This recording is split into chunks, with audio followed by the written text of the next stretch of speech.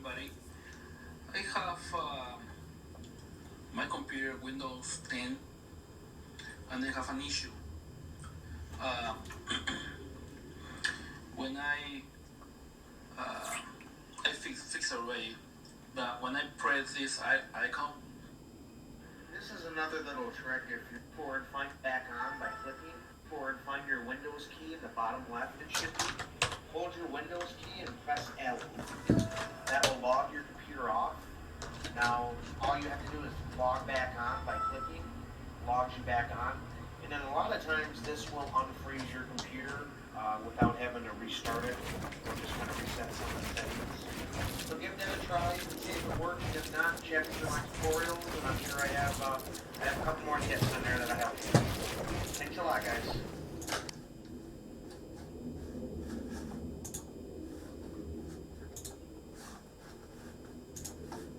Tremfya can help adults with moderate to severe plaque psoriasis get clearer and stay clearer. Most patients who saw 90% clear skin at 28 weeks stayed clear through 48 weeks. Tremfya may lower your ability to fight infections and may increase your risk of infections. Before treatment, your doctor should check you for infections and tuberculosis. Tell your doctor if you have an infection or have symptoms such as fever, sweats, chills, muscle aches, or cough. Before starting Tremfya, tell your doctor if you plan to or have recently received a vaccine. You can convince my dad to ditch his expensive wireless plan. Right now, you can get 4 lines for $100 a month. How about this brand new phone? Free. Epic finally did it, guys. They did something the community and the pros are happy with. Well, kind of. Wait till you see what they decided and tell me if you think this is actually good or not in the comments, because apparently Dakota's Ghost, Aiden, Face Cloak, a bunch more pros are sitting there like, that's it? I'm your second favorite PE teacher, Denver.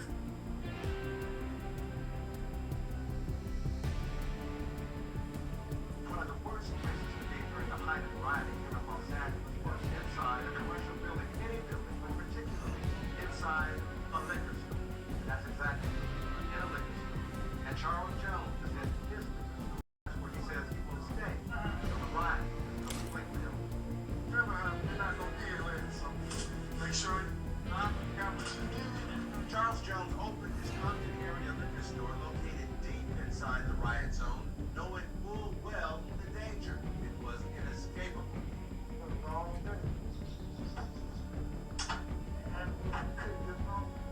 Jones says his business was spared because he has respect and a good relationship with the very people in the area who were rioting. I was happy to see my place there. But all around Jones's store, other businesses, large and small, weren't so lucky.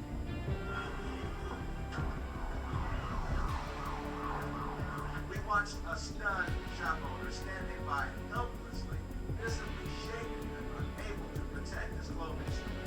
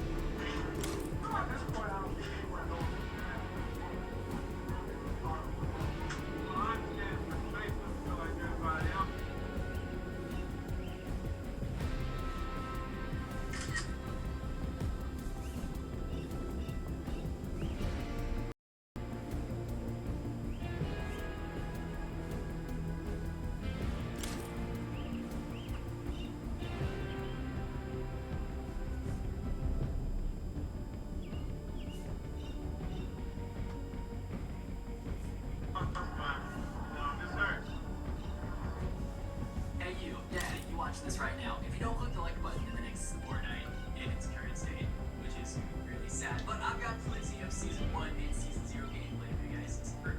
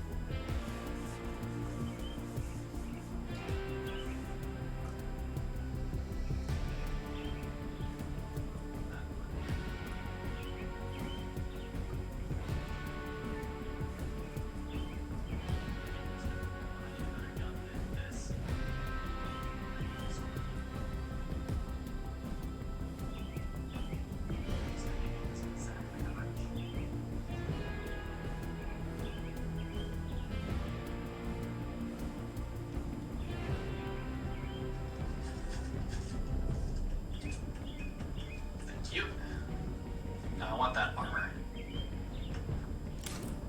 But I gotta kill this person who's shooting over here first.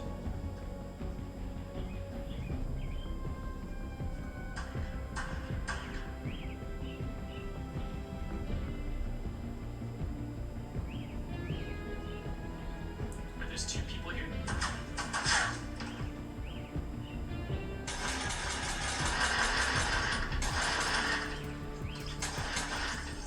Alright, there's a double kill. Thank you. This poor bastard was being chased around by a guy with a gun. That's why I killed the guy with the gun first, because, you know, screw him. Alright, glad I went for that. Let's take his loot too. Oh, he didn't have much. He did not have much. Okay. Who has the armor?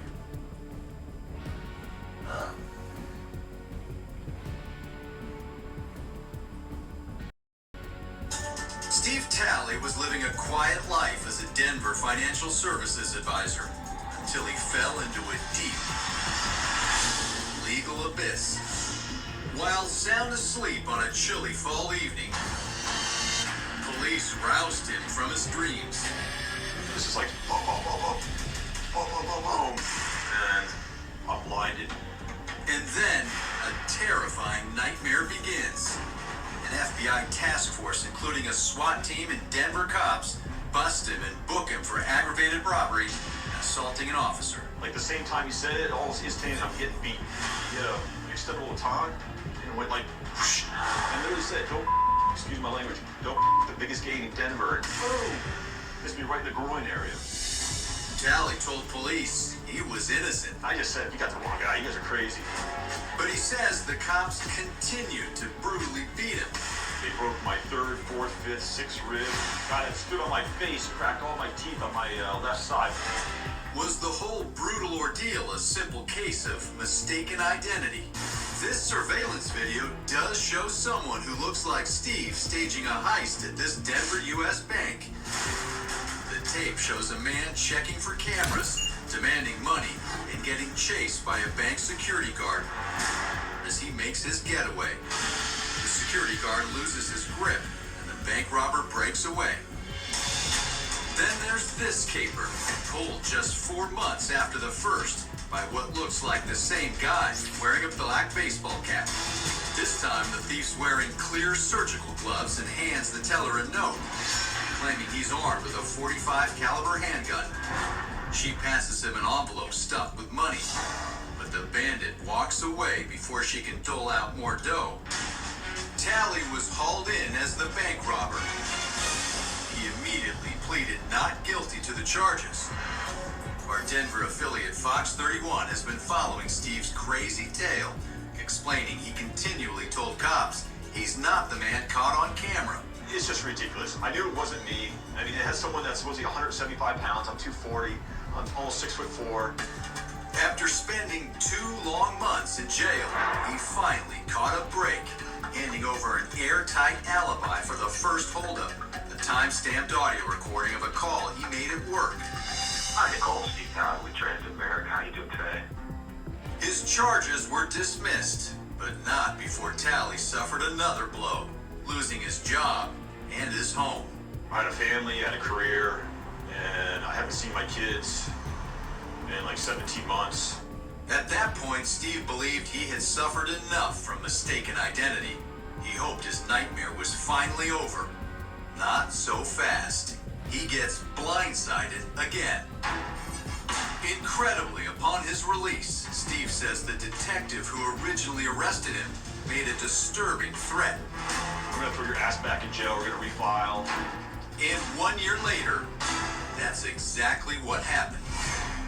Prosecutors claimed FBI facial recognition technology didn't identify him in the first robbery, but did in the second.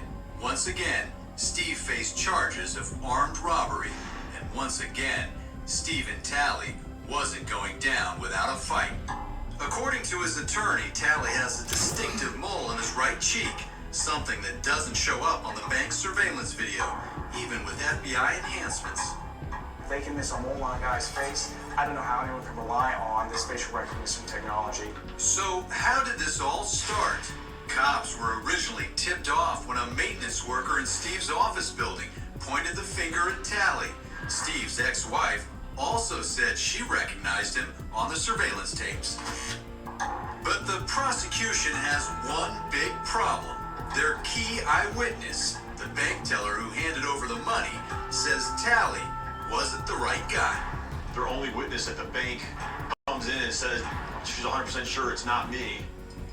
During a preliminary hearing, the bank teller reportedly also testified that she saw strange markings on the bank robber's hands, markings that don't exist on Steve Tally. If the marks don't fit, you must have quit. As it turns out, Tally also had an alibi for the second holdup too. He had checked in on a sign-up list at a food bank at the time the heist took place. I figured at that point they were just going to dismiss it because they didn't have a case. It was ridiculous. Fox 31 doggedly pursued this story, including questioning the prosecutor. The judge did everything but dismiss this case. Do you think you've got the right guy? Deputy District Attorney Joanna Coates wouldn't answer. Her office later released this statement. The testimony at the preliminary was a surprise to the prosecutor. She will now have to assess the case in light of our burden of proof.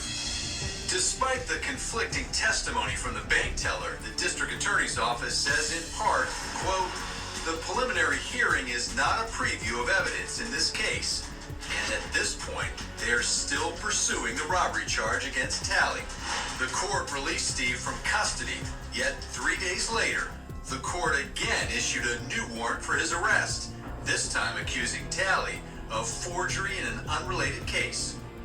I suspect that it's a retaliation for the things that have been occurring to me for the last 17 months.